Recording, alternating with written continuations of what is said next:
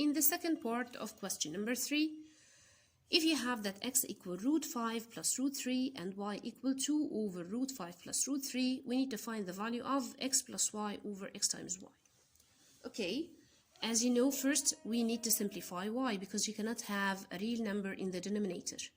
How so? By multiplying up and down by the conjugate of this number, and the conjugate, as we said previously, you change the sign in the middle, so this is positive, which means we're going to multiply up and down by the same number but change the sign into negative, as you can see. And don't forget that we put brackets here on the numbers, which means we're going to multiply 2 by all of this, and we're going to multiply this by this also. And that means you need to put brackets here and also brackets here. Now when you multiply, we don't need to distribute the 2 right away, just keep it for now.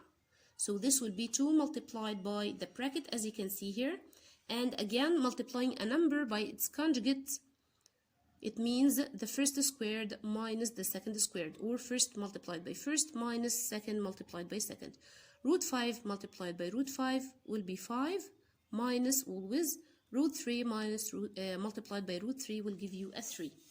So that's why we didn't distribute the 2, because usually, or in many questions, the result of the denominator can be simplified with the 2 here.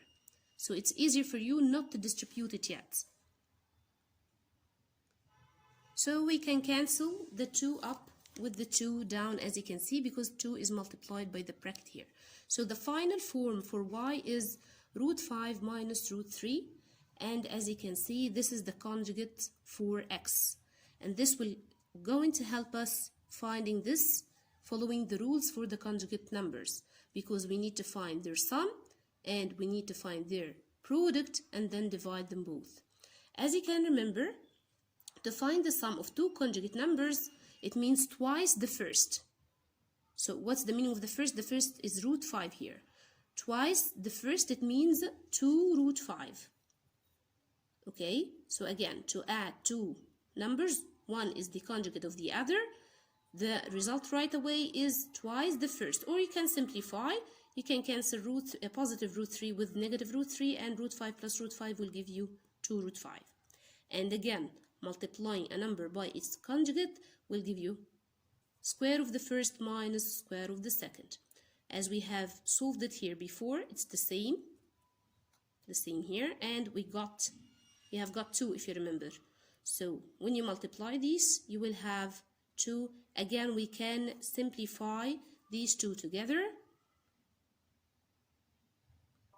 and so the final answer will be root 5.